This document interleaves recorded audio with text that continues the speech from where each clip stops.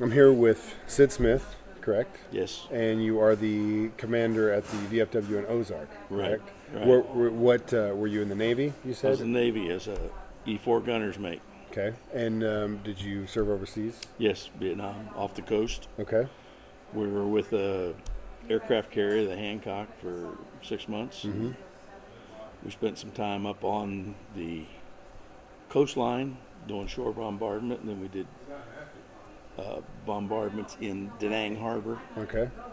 And our claim to fame for the ship was in '67, we picked up 8 out of 9 F-4 pilots that went down Wow. off the carrier.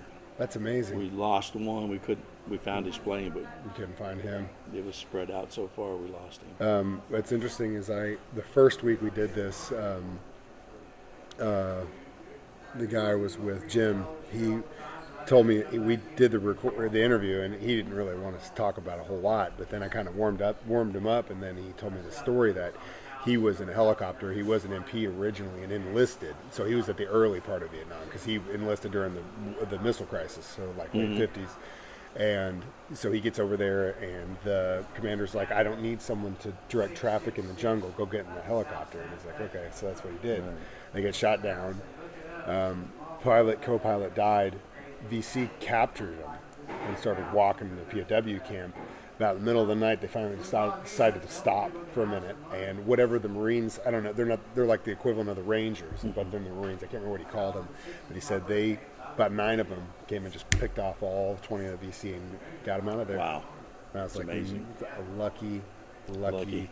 Lucky. So, were you drafted? Did you enlist? I enlisted April of 1965. I was still in high school. So you were 17? Yeah, 16? 17. Yeah.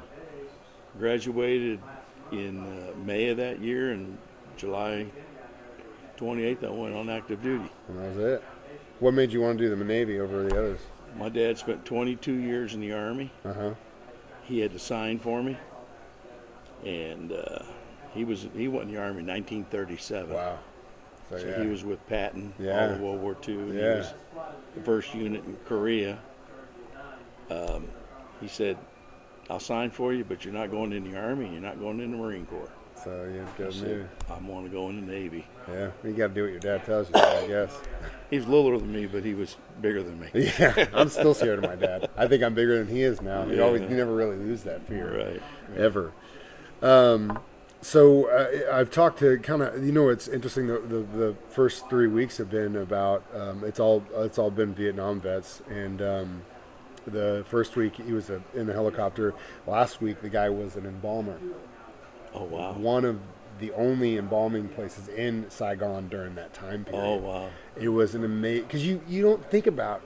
You hear stories of heroism and being courageous and doing things, but you never hear about the things like that that has to exist. There's a guy that has to do that job, Right. and he, luckily for him, well, I don't know whichever way you look at it, he had already gotten his license when he went in, and he said that when he got over there, he got drafted after he got his license. When he got over there, they were supposed to have a certain number of civilians with licenses to do it, and the commander came in and said, "Hey, look, you do this for a year, you're out. There's 12-hour shifts every day for a year. Oh, wow. Sometimes 8, sometimes 80 or 90 a day." Right. I mean, and when I say luck for him, because he was already kind of used to it. I mean, yeah, every case was a trauma case, obviously. Right. But I think for him that he had already been used to what he was doing, as opposed to someone that's just like, okay, here's your job, now you've got to get used to it. Right. You know what I mean? And and he came back and he's still doing it. I think he works at Green Lawn. He's done it his whole life, which is it's. But my point is, these guys come in back and you have completely different viewpoints of something it's like the idea that life is complicated. It's not black and white. There's so many different shades of gray in there that you don't really Right. get to see. We never seen what we did. Mm-hmm. We're 500 yards off the shore. We're shooting 7 or 8 miles inland. Yeah. We had a radio call And being a gunner, we had headphones on, and we could hear everything that was going on. And we got a call from a Marine saying that we've got a sniper. He's taking down 2 of our men. We need fire. Yeah. 5-inch guns. He says, I want high explosive point detonating. He says, I'll tell you when to stop. We fired 500 rounds into a clump of trees, and all of a sudden you hear this, ceasefire, ceasefire, you got him. You know, well, there was no trees left. Yeah. You know, You knew he was done. But that's what happened. Yeah. You know, so you don't see anything that happens When you're on the ship. You know, we had one of those little Cessnas call us up, a spotter. He says, I need you to direct your fire to this spot. So we started firing. All of a sudden you hear this, Mayday, Mayday, Mayday. You hit me. He flew right where he told us to shoot. He flew right in the middle of it. So we knocked him out of the air. Yeah. Didn't kill him or nothing. Yeah. But yeah, we took a plane down. Yeah. That's his own fault, isn't it? That was his own fault. Right. Yep. I got a lot of people that I usually wear a badge that I have 11 names on it right now. Mm-hmm. I need to add 2 more. 2 Medal of Honor winners. Mm-hmm. One was a guy 1 year behind me, class of '66. He was a conscientious objector. They made him a corpsman. Yeah. He got the Medal of Honor. Wow. My best friend in California, his brother was a Marine, got the Medal of Honor. Wow.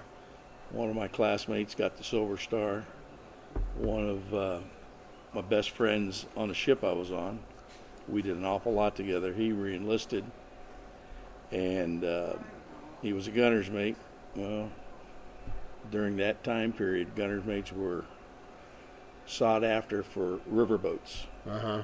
So he got caught in an ambush, and he saved everybody on the boat. The boat was on fire. He was on fire. He was still firing the 50 calibers. God. And he ended up getting captured, and they found him a couple days later. He was killed. They named a ship after him. Wow. The frigate, guided missile frigate Ford. What's after him? He got the Navy Cross. Wow. Town I'm from in Ohio is 400 people.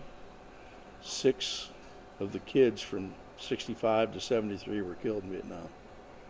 And they said that was like going into New York City and hitting 50,000 people. Yeah, it's a percentage of that They small town. They passed the bill that you didn't have to go into the military, or if you did, you didn't have to go to a war zone from that town. Six people. It's a lot of people. In that a town that size. Right. Yeah. And that's another thing is especially in Vietnam and World War II, in World War I, I'm assuming that happened a lot, especially around farm communities around here. And that's also a reason why I believe the government in certain cases were like, oh, you know, your father died, you need to go back home and handle the business. Right. It's completely different Well, now. you know, that one ship, the Sullivans, Yeah. 5 of them were killed. Yep. Same. You know. All in one place. So it's all my uncles, all of them were in the military. My dad's brothers were all, along with my dad, were all career men. Mm-hmm. Then the other ones were all just in during World War II, and one was he got lucky. He went in during Korea, and they made him an MP, and they sent him to the U.S. Embassy in Paris. Oh man. He said it was tough duty, but you know somebody had to do it. Yeah. God, French women all day long. Oh, yeah, there you go. Come on, seriously. At that time period too. Yeah, Jeez Louise. 50s. Yeah. Oh my God, I would have been crazy. So what'd you do? How long were you in for? I was on active duty 4 years. Then I spent 3 years in the Navy Reserve, and then I spent 1 year in the Coast Guard Reserve. Oh, cool. Did you ever get to do anything in the Coast Guard? I was on the. This was the toughest duty I think I ever had. We had to go to Lake Havasu, Arizona. Uh-huh. We rode around in 455 powered ski boats. Uh-huh. Drive up and down the lake, up and down the Colorado River. I'm not saying anything, but there was an awful lot of girls in bikinis. Ah, dude, Arizona colleges in Arizona. So would that have been late 60s, early 70s? That was in Thank you so much. 74. Yeah, perfect time. Summertime, Yeah. 2 weeks active duty out there at Lake Havasu. Yeah. Yeah, it was tough. Somebody's Somebody got to do it. So what'd you do after you got out? I was in the reserves. I worked for the phone company. I got out of the Navy on a Friday. Started walking down the street in West Los Angeles and seen this building, hiring. Walked in on Monday morning, and Wednesday morning I was out in the field in construction. Doing telephone poles, stuff like that? Yep. That's cool.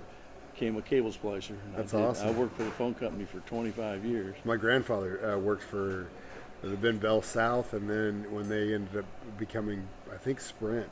Yeah. Sprint Yeah. for a while, yeah. And that's what he did. He actually, he's 75 now. He still does contract work for cell phone company. I don't think he'll ever retire. Yeah. But yeah, he's been I guess he's on the engineering side of it, because he's like all math, and I think when he goes out to towers, it's all readings and stuff. But Yeah, I did all kinds of jobs. I was a splicer, a lineman, I was an operator, director assistance operator. Worked in the machine where we sent out all the phone bills in California. yeah, I was an engineer. I worked on cable maintenance. So I did a lot of different jobs until Verizon took over, Yeah. and they started cutting everybody. yeah, that's kind of how it works.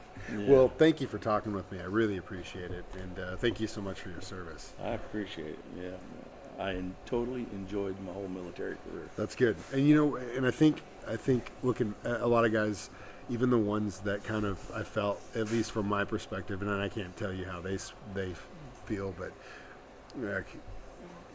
you would never take it back. You know what I mean? It was a life experience. life experience. Mm-hmm. It matures you. Yeah, it does. You know? Yeah, it is. It makes you a better person, I think. Yeah, I think it does. My too. dad was, he was in the children's home from 2 months old, back and forth with the family, and when he went in, wanted to join the Army, he had to get my great uncle, the one I'm named after, Uh-huh. sign papers so he could enlist, and that was January 1937, and he retired October 1958. Wow, 21 years. He talked about staying in for 30 years, and if he had stayed in for 30 years, we would have been on active duty, different organizations, Yeah, but at the same time, wow, So it was pretty amazing. that's cool. So. That's awesome.